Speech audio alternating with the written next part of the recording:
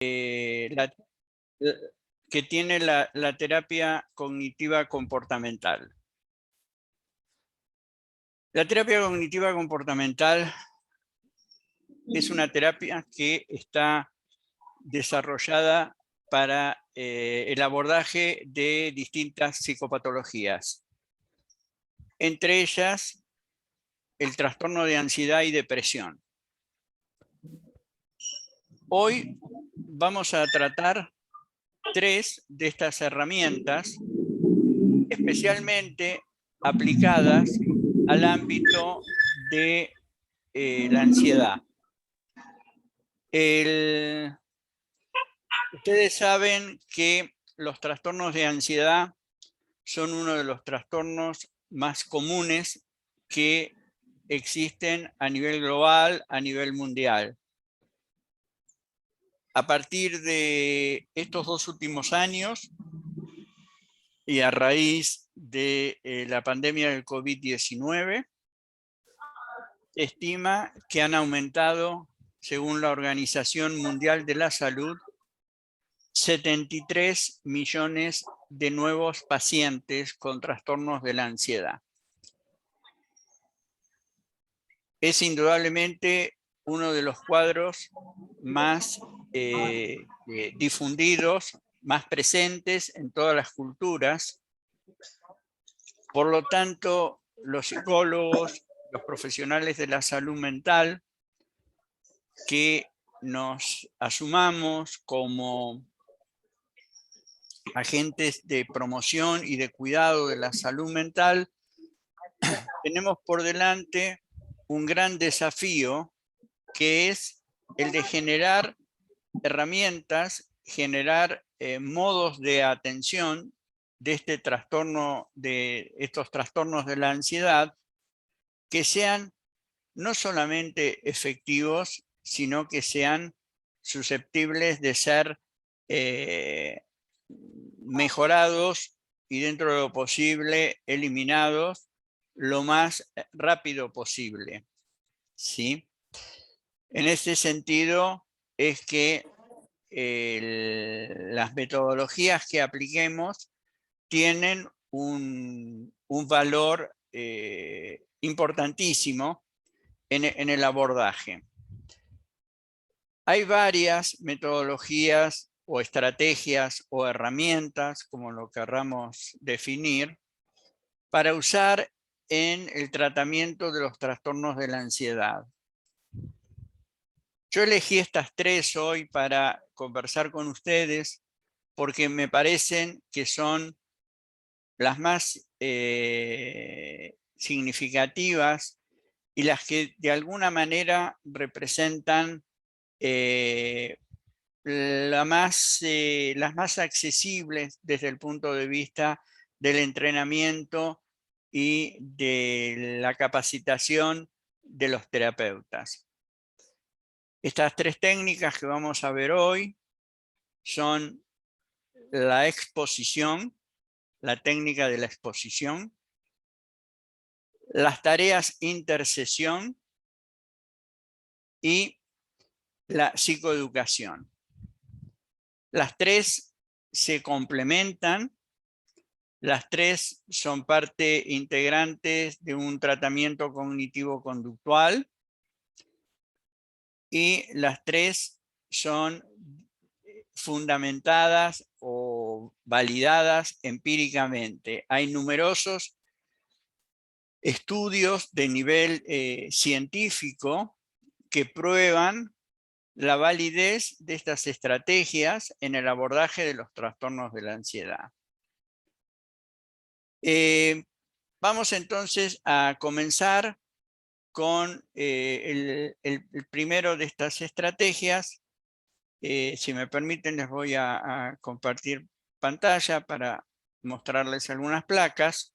Y vamos a empezar con la técnica de exposición.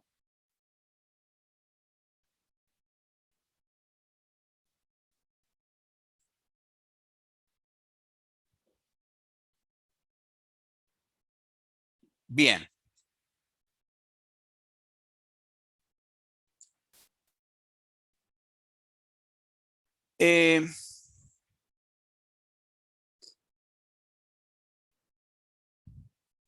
Las técnicas de posición tienen como primera definición conceptual la de ser técnicas que consisten en afrontar de forma sistemática y deliberada estímulos externos o internos que generan ansiedad. Dentro de la sabiduría popular, escuchamos muchas veces decir a personas que aconsejan a alguien que está sufriendo un problema de ansiedad, le dicen, vos lo tenés que enfrentar, no tenés que tener miedo, vas a ver que de a poco se te va a ir pasando, y estimulan, digamos, a que las personas que sufren un trastorno de ansiedad se expongan a dicho estímulo. Lo que pasa que este tipo de aseveraciones son parcialmente ciertas, porque si bien es correcto que la exposición a un estímulo que provoque ansiedad va a lograr una disminución, también sabemos que de acuerdo a la forma en que lo hagamos, a la estrategia, vamos a ver que puede ser de utilidad para superar la ansiedad o puede ser una forma de reforzar o incrementar el trastorno de la ansiedad. Por eso es que tenemos que ser cuidadosos al momento de aplicar esta técnica para hacerla del modo correcto. Vamos a ir viendo en qué consiste el modo correcto de exposición de los pacientes a la ansiedad.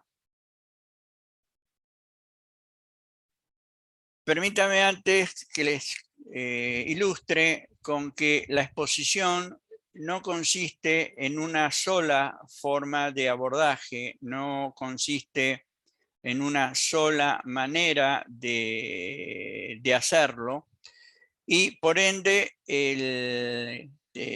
hay distintas formas.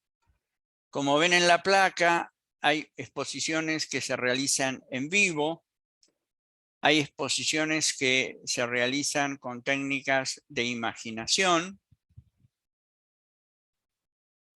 Hay otra modalidad de exposición que trabaja con las sensaciones interoceptivas. Tenemos distintas modalidades de exposición de acuerdo a los elementos que utilicemos, ya sea una ayuda audiovisual, ya sea escritura o juegos, o usemos técnica de realidad virtual o exposición mediante el role-playing. Todas estas diferentes formas de trabajar la exposición se basan en los mismos principios que fundamentan la técnica de la exposición. Lo que cambia es, al usar el medio que utilizamos para exponer, este puede ser más conveniente o no, de acuerdo a el tipo de problemática que queramos abordar. Por ejemplo, si yo tengo un paciente que sufre de ansiedad cuando está en situaciones de exposición a ámbitos abiertos, donde siente que no puede controlar ese ámbito, por ejemplo, salir a la calle, podríamos usar la exposición en vivo del paciente. Si se trata de otra persona que en realidad su problema es de ansiedad frente a los vuelos en aviones, ¿no?, ya la exposición en vivo nos va a resultar más difícil. Años atrás, cuando no teníamos algunas modalidades, usábamos la imaginación, la técnica de la imaginación. Llevábamos al paciente que se ubicara en una situación imaginaria de un vuelo. Hoy la tecnología nos brinda la posibilidad de trabajar con la denominada realidad virtual, que es una técnica que permite muchas posibilidades, nos permite usar ese recurso en muchas situaciones con una serie de ventajas, porque la realidad virtual, si bien tiene distintos formatos de presentar el estímulo que genera ansiedad, en general lo que usamos es el diseño por sobre el video. Hoy podemos trabajar con video y con diseño en realidad virtual. Esta situación de flexibilidad que nos presenta la realidad virtual hace que en una situación de un paciente con una fobia a volar, lo podemos ubicar en distintas situaciones de vuelo. Las aplicaciones nos permiten una enorme cantidad de variantes. Podemos poner a la persona en situación de nocturna o en situación diurna. Podemos alojar a la persona dentro de un asiento en un pasillo del avión, o lo podemos colocar en la ventanilla. Podemos hacer que el vuelo sea calmo o que sea con turbulencias, que el paciente viaje solo o que viaje acompañado. Entonces, toda esa cantidad de situaciones nos da una flexibilidad muy importante al momento de trabajar con la lista la lista jerárquica de ansiedades que provoca ese estímulo. La persona que tiene, siguiendo con este ejemplo, miedo a volar, no experimenta el mismo nivel de ansiedad frente a todas las cuestiones vinculadas a un vuelo. Por ejemplo, va a tener más ansiedad cuando sube al avión que cuando sale de su casa rumbo al aeropuerto, cuando está llegando al aeropuerto. Ya dentro del aeropuerto va a tener más ansiedad cuando está haciendo el check-in y está visualizando los aviones que están en la pista. Va a experimentar más ansiedad que la que experimentó cuando salía de su casa, por ejemplo. Entonces, todos esos diferentes grados de ansiedad nos permite hacer una suerte de jerarquía con la cual vamos a ir trabajando en las diferentes exposiciones. La técnica de la exposición es una técnica donde tenemos que tener ciertas habilidades para configurar las listas de exposición frente al estímulo, para que sean en forma gradual y sucesiva, lo vaya llevando a un nivel cada vez más alto de exposición y más cercano al estímulo principal, que es originario de la situación. Entonces, como vemos, todas estas distintas modalidades de exposición nos permiten ajustarlas a la realidad que nos presenta cada paciente. Es decir, de acuerdo a la situación, vamos a elegir la modalidad que mejor se adecue. A veces también hacemos un mix de técnicas porque hay algunas situaciones que se adecuan mejor a trabajar con cierta forma de exposición, y dentro de ese proceso puede haber otras situaciones donde resulte más adecuado usar otra técnica de exposición. En eso no hay problema. También podemos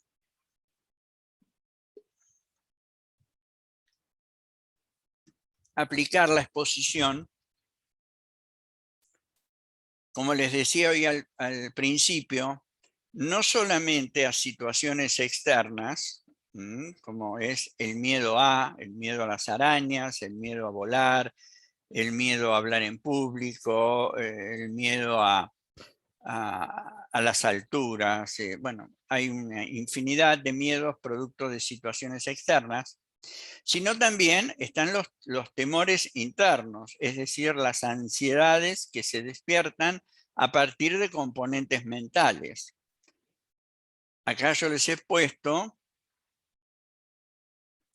algunas de ellas.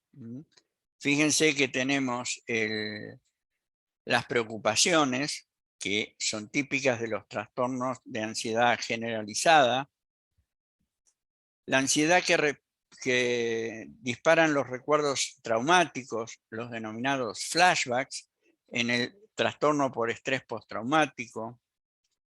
Las obsesiones en el TOC, las ideas obsesivas en el TOC. Las pesadillas recurrentes en los trastornos del sueño,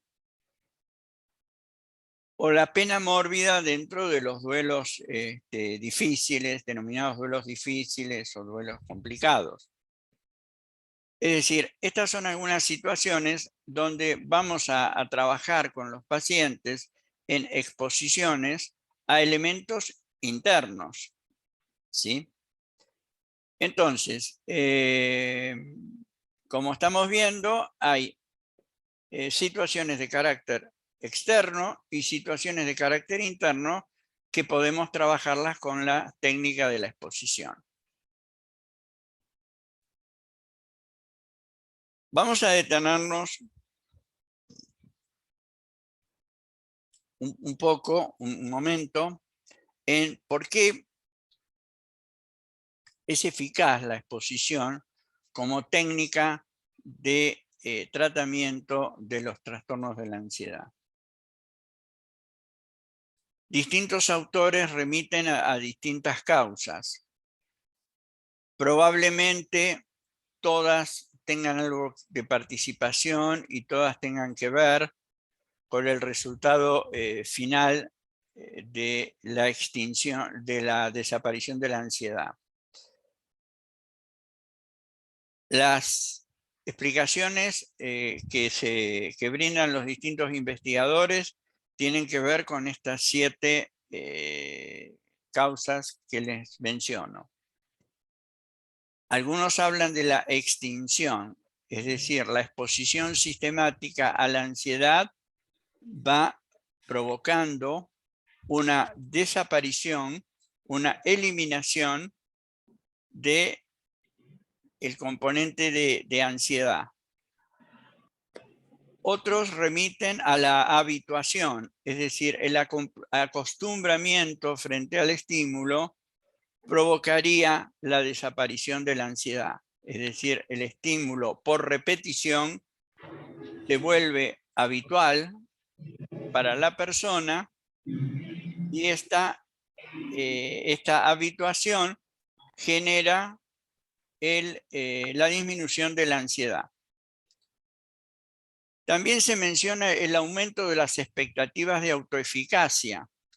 Eso quiere decir que la persona que sufre de un problema de ansiedad, en la medida en que va notando que exponiéndose al plan que le ha diseñado el terapeuta, va obteniendo un mayor nivel de control sobre el miedo, sobre la ansiedad, esa autoeficacia que percibe actúa como en un aumento de las expectativas del paciente, y esto algunos autores lo ponen dentro de las causales de la eficacia de la técnica de la exposición. También el aumento de las expectativas de mejora, es decir, el hecho de que el paciente vaya viendo que en forma sistemática va mejorando en el manejo de su ansiedad, aumenta sus expectativas de mejoramiento, y esto incide, digamos, sobre el control positivo de la ansiedad. También otros autores citan la disminución de las interpretaciones amenazantes. Es decir, la persona que sufre un trastorno de ansiedad suele hacer siempre una interpretación catastrófica, una interpretación amenazante de lo que puede suceder si afronta el estímulo que dispara su ansiedad. Los pacientes hablan de que frente a una situación que les despierta ansiedad, el miedo a descomponerse, el miedo a un ataque cardíaco, el miedo a volverse loco, es decir, distintas clases de temores que se movilizan frente a la idea de que si afronta el estímulo, va a suceder eso. A medida que va trabajando en el plan de exposición, lo que va viendo el paciente es que eso no sucede, que las interpretaciones amenazantes en realidad ninguna se cumple. Nada de lo que temía inicialmente sucede, y eso actúa, digamos, en la disminución de las interpretaciones amenazantes que pueda hacer en el futuro. Cada vez van disminuyendo, y eso conduce a la disminución de la ansiedad. El procesamiento emocional es otra de las causas que se le atribuye a la técnica de exposición, como que es una estrategia que permite que el paciente en ese proceso de confrontación procese emociones de carácter negativo, y que en ese procesamiento vaya entendiendo el carácter del proceso emocional que se va realizando, en el cual está involucrado el paciente. Y por último, la aceptación emocional, que es otra de las causas que suelen citarse como explicación del porqué de la eficacia de la exposición. Por aceptación emocional, precisamente, se refiere a no negar aquello que estamos sintiendo y aceptarlo como parte que participa de esa situación, de ese presente, y que en sí mismo no representa ni conduce a nada malo. Es algo así, la aceptación emocional es algo que es lo que suele trabajarse mucho desde las técnicas autocontemplativas, como el mindfulness, que hace que la persona se contemple a sí mismo en sus sentimientos, en sus emociones, y no las juzgue, no las critique, no las rechace, sino que simplemente las contemple. Vea que están, que acepte que están, y ese proceso de aceptación emocional, algunos autores lo ponen dentro de esta lista que le estoy mencionando, de una de las razones por las cuales la exposición es eficaz.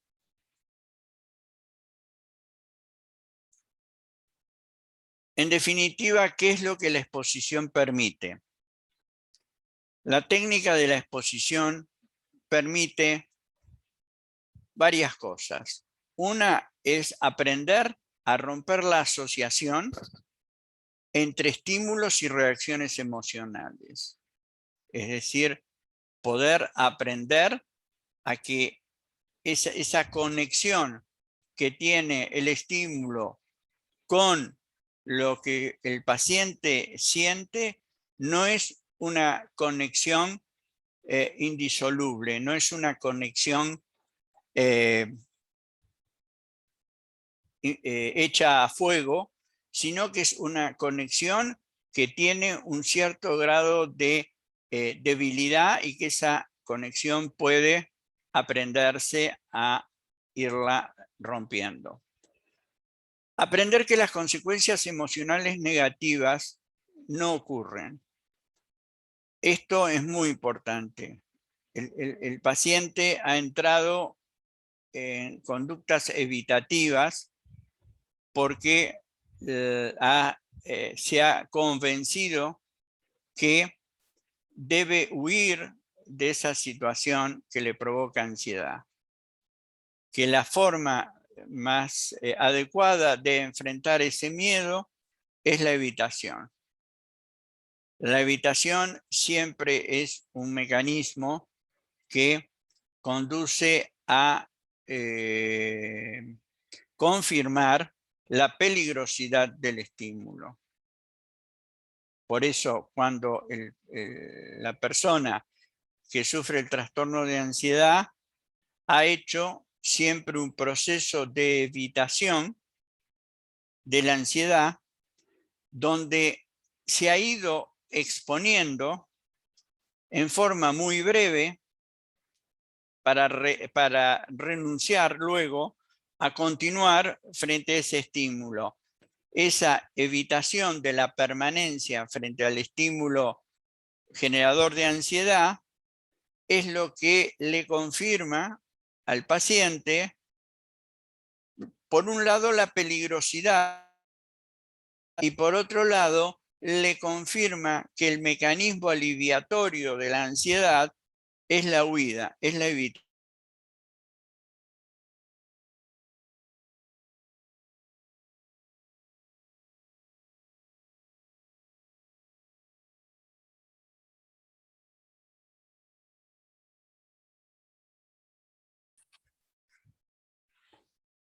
Entre el estímulo y la respuesta. Hugo, dejaste de compartir pantalla. Porque, a ver, perdón. A ver.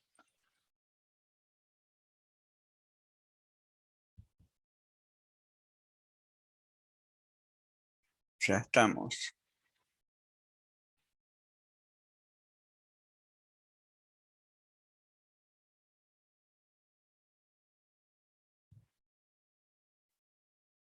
¿Hemos vuelto ahí? ¿Está bien? Ahí estamos. Bien. Lo que les estaba comentando es que en este segundo punto, que es el aprendizaje, que las consecuencias emocionales negativas no ocurren, es uno de los resultados más importantes que tiene esta técnica para obtener la disminución de la ansiedad. Porque el paciente siempre anticipa una situación negativa que es la que refuerza la evitación. Al no producirse esa consecuencia, al no producirse ese efecto, digamos, porque lo que él teme no sucede, eso logra que el paciente vaya entendiendo que esa creencia que tenía no es la correcta. Aprender que uno puede tolerar las reacciones emocionales negativas anticipadas que no ocurren. Esto, a diferencia del anterior, es decir, el paciente en la anterior, en la número 2 que les nombraba, el paciente ve que no ocurre lo que él teme que vaya a ocurrir. En la número 3, lo que él descubre que puede tolerar la reacción emocional que se le provoca en forma anticipada frente al estímulo, ¿no? Es decir, no sé, el paciente entra en miedo en una situación que tiene que entra a un restaurante. Supongamos que el paciente tenga una ansiedad desmedida, una ansiedad de tipo fóbica frente a las salidas a comer afuera o a los restaurantes porque ha sido víctima de un robo, por ejemplo. Así como en el 2 aprende que la consecuencia emocional negativa, que sería el miedo a ser asaltado, no ocurre. En el 3 lo que aprende que ese miedo, mientras está transcurriendo la acción, supongamos mientras se está comiendo en el restaurante, no lo desborda, es decir, puede tolerar esa reacción emocional que anticipaba. Por último, el 4, controlar los propios impulsos a la evitación.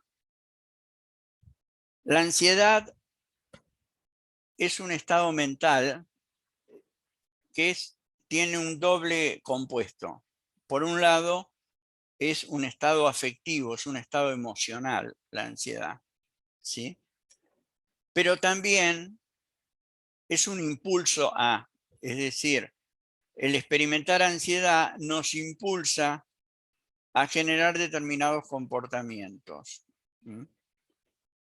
Por eso ese impulso es el que está siempre presente en la evitación conductual, ¿no? Es decir, controlar ese impulso a la huida es fundamental en el proceso de exposición.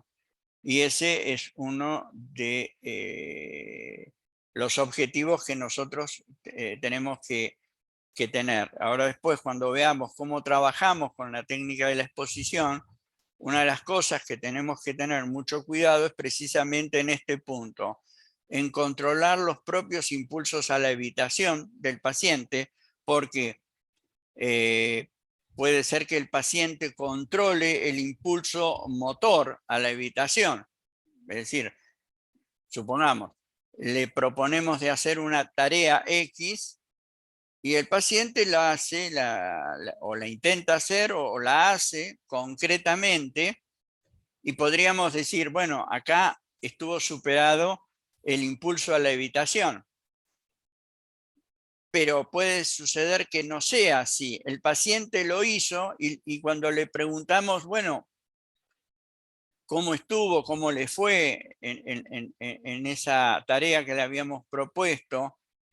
Y le decimos dónde estaba tu cabeza en ese momento, qué pensabas. Y por ahí el paciente nos dice, y yo lo que hacía era, para no tener tanto miedo, estaba pensando en lo que iba a hacer una vez que termináramos con este ejercicio. Es decir, el paciente estaba evitando mentalmente participar de la situación, no físicamente, pero sí mentalmente, lo cual lograba que le disminuyera la ansiedad, pero no aplicando la exposición, sino aplicando la evitación, ¿sí? Que es precisamente lo que no queremos, que el paciente evite, ¿sí? Bien, vamos a ver ahora entonces la exposición en vivo. ¿Por qué vamos a ver un poco de exposición en vivo? Porque es la madre, llamémosle, de todas las exposiciones, ¿no? Es decir, todas las variantes que les he ido nombrando respecto a la exposición, tienen como punto de partida, ya sea históricamente, por los fundadores de esta técnica, como por el uso que todavía se le sigue dando, entendemos que es la madre de toda la diversidad de técnicas de exposición que hay. Entonces, en este sentido, la exposición en vivo tiene, por un lado, la evitación, como les decía hoy, es la clave en el mantenimiento de la ansiedad. El paciente cree que evita la ansiedad, pero en realidad lo que hace es aumentarla. ¿Por qué?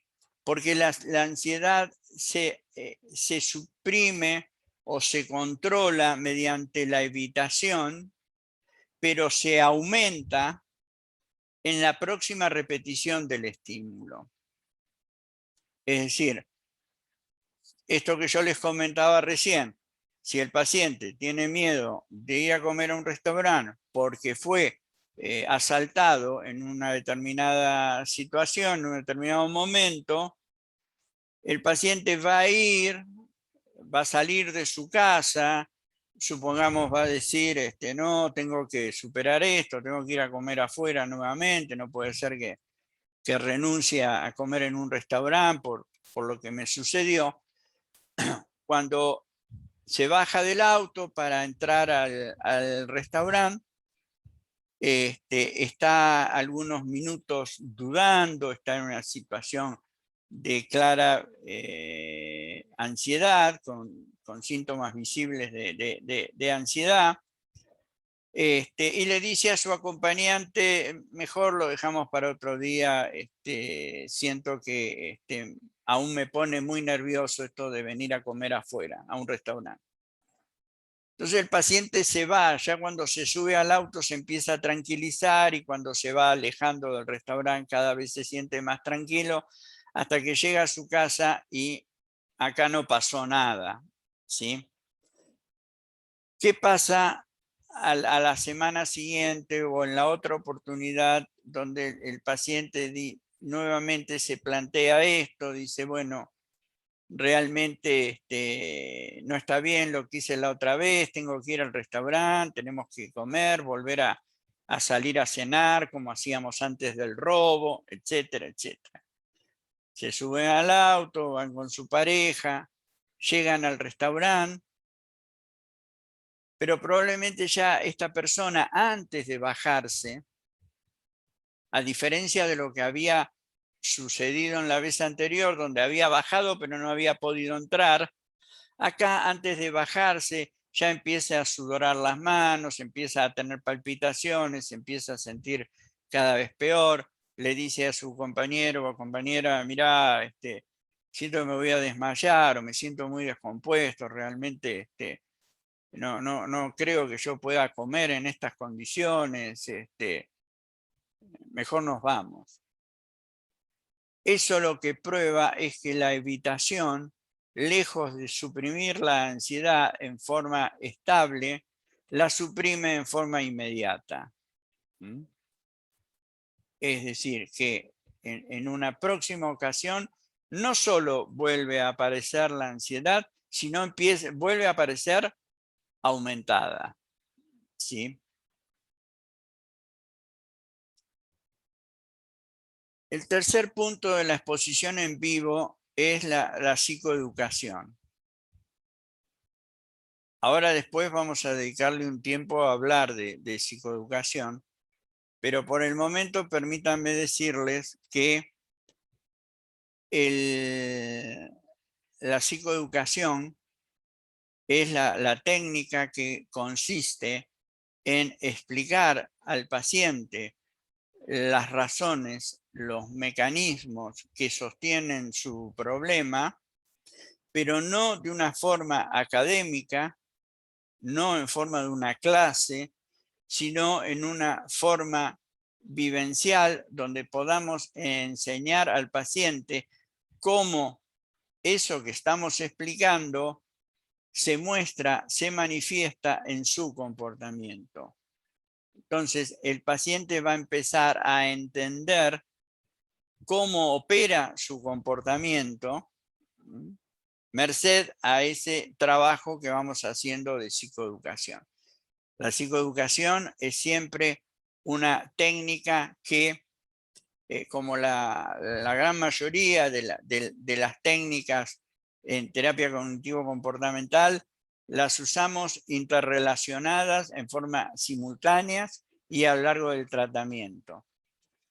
A veces las personas interpretan mal creyendo que la psicoeducación es una primera fase del tratamiento, como que arrancamos por la psicoeducación y una vez que dimos todas las explicaciones, el tema, la técnica en sí está terminada y ya no se usa más. No, nosotros a lo largo de toda la terapia usamos la psicoeducación como las técnicas de exposición o como vamos a ver dentro de un rato, con las tareas de intercesión.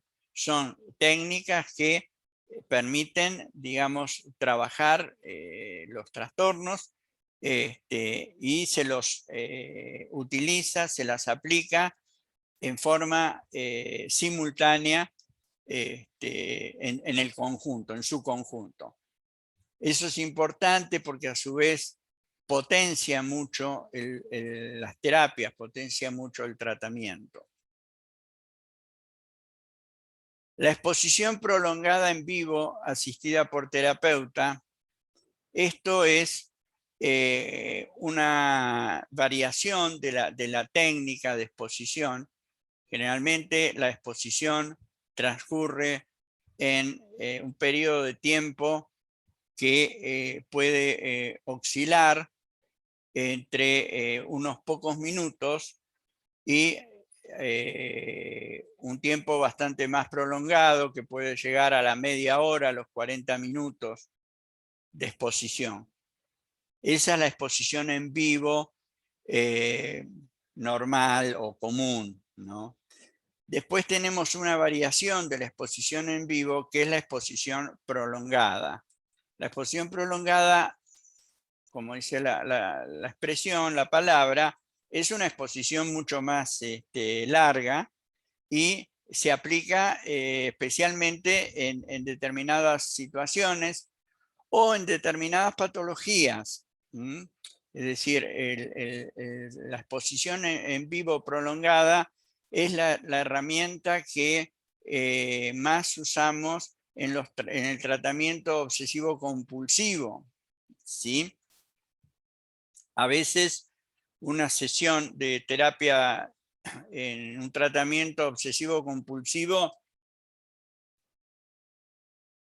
puede llegar a tener una duración de 1 hora y media, 2 horas. Es decir, porque cuanto más exponemos al paciente al estímulo, en este caso que estamos tratando de inhibir, de hacer desaparecer, como puede ser una obsesión, seguida de compulsión, tenemos que lograr ambos elementos, ¿no? La disminución de la intensidad de la idea obsesiva y la evitación de la compulsión. Entonces, tenemos que evitar que, más que evitar, tenemos que lograr que el paciente no evite ciertos efectos que le produce la exposición. Por ejemplo, si estamos trabajando con un caso de un trastorno obsesivo compulsivo de contaminación y le damos una tarea donde tiene que entrar en contacto con algún material que el paciente siente que es un material sucio o contaminante, es importante que la inhibición de la respuesta sea prolongada. ¿Por qué? Porque si el paciente, supongamos, le damos un material, supongamos que trabaja con arena y es un paciente que no tolera la suciedad, entre comillas, que le produce la arena. Si lo exponemos durante un rato a que contacte sus manos con la arena y revuelva sus manos dentro de la arena, y luego terminamos el ejercicio, el paciente no va a tolerar la inhibición de la respuesta y se va a ir a lavar las manos al minuto que termine el ejercicio de exposición al contacto con la arena. Entonces por ahí necesitamos, bueno, lo hacemos trabajar con arena y después por media hora no puede lavarse las manos. Es decir, hacemos que el paciente quede inhibiendo el impulso a la habitación, en este caso sería el impulso a lavar sus manos, durante un tiempo prolongado. Entonces las sesiones necesariamente en algunos casos se vuelven prolongadas, ¿no? Esa es la cuestión de por qué existe una exposición prolongada. Después la exposición con prácticas programadas, que implica una actividad diaria que debe ser registrada por el paciente, ya sea una discusión diaria con el familiar o acompañante. Acá vemos un poco lo que les decía hoy respecto de que las estrategias o las técnicas que usamos en la terapia cognitivo-comportamental suelen entrelazarse unas con otras y tener una aplicación simultánea de diferentes técnicas con un mismo objetivo. En este caso, la práctica programada es una práctica que la instrumentamos a través de una tarea de intercesión, es decir, a través de una TIS. Las TIS son esos, tareas, intercesiones. Vamos a diagramar con el paciente una tarea de exposición para que la haga en la casa y que puede hacerla en forma individual o puede hacerla en conjunto con un acompañante, sea un familiar, un acompañante terapéutico. Es decir, estas tareas programadas tienen todo un desarrollo ya pautado de cuándo lo va a hacer, de cómo lo va a hacer, qué registro va a hacer el paciente de la experiencia para que la podamos ver en la sesión siguiente. Las exposiciones programadas cumplen un papel fundamental en las terapias de ansiedad porque ustedes vieron que una de las causas de la eficacia de la exposición, hace un rato yo les comentaba, tenía que ver con la habituación, tenía que ver con el aumento de la expectativa de autoeficacia, tenía que ver con la extinción, es decir, hay una serie de explicaciones o de teorizaciones respecto a por qué la exposición funciona en el trastorno de ansiedad, que tiene que ver con la repetición de los ejercicios en forma continuada, a veces hasta más de una vez por día. Entonces, obviamente, como tal, la exposición tiene que ser hecha fuera de las sesiones con el terapeuta, ¿sí? Ahí tenemos que programar la tarea, tenemos que hacerle entender al paciente el porqué de la tarea, le tenemos que enseñar, ahora después vamos a ver cómo armamos las tareas de intercesión, y es clave que el paciente entienda por qué le estamos pidiendo que haga determinada tarea, y también tenemos que estar seguros de que el paciente sabe hacer eso que le hemos pedido que haga, ¿sí? Para lo cual tenemos que en la sesión chequear ese conocimiento, es decir, estar seguro de que lo ha entendido. Tenemos también que evaluar el grado de exposición, la tolerancia a la ansiedad que va a tener ese paciente, si es que le vamos a proponer que haga la tarea él solo o que la haga en presencia de un acompañante o un familiar. A su vez, vamos a tener que explicarle al paciente, en caso que haya un acompañante o un familiar, cuál es el rol que va a tener esa persona. para que el paciente le pueda explicar a esa persona cuál es el rol. Es decir, la tarea programada incluye una serie de pasos que es importante que uno los considere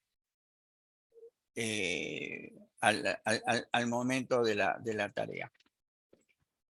Como sucede con muchas técnicas de cognitiva conductual,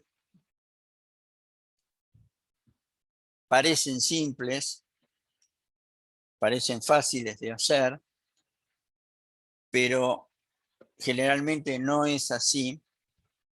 Generalmente hay que planearlas bien y hay que hacer una serie de procesos y de mediciones para que esa tarea tenga un sentido.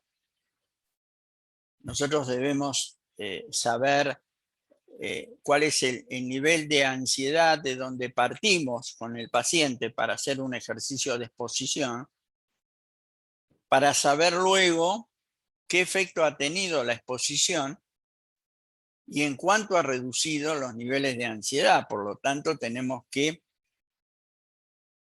medir la ansiedad antes de la tarea, durante y después de la tarea. Ahí vamos a poder hacer esas curvas de seguimiento que nos van indicando qué es lo que va pasando.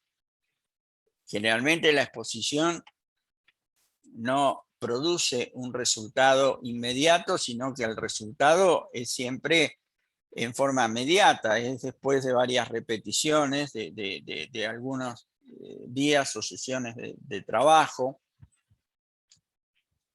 Entonces, bueno, todo esto requiere de un conocimiento, requiere de una planificación y en ese sentido no es fácil. No es que las técnicas sean complejas o que sean muy, como podríamos decir, muy enredadas. No, nada de eso. Las técnicas generalmente son sencillas, pero tienen muchas cosas y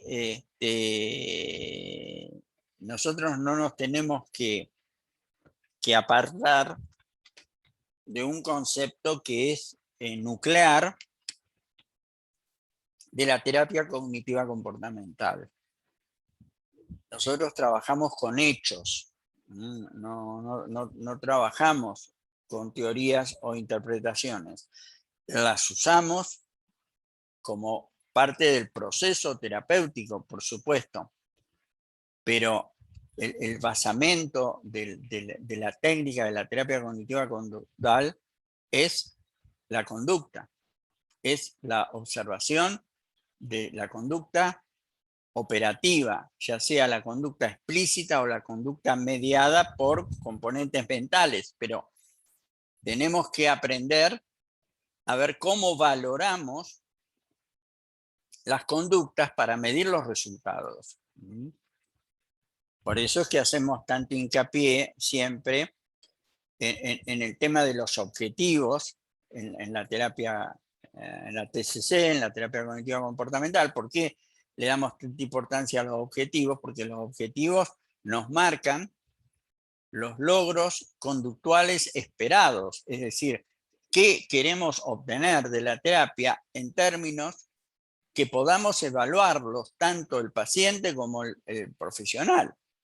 Es decir, que ambos podamos medir lo mismo para ponernos de acuerdo si hay avance o no hay avance.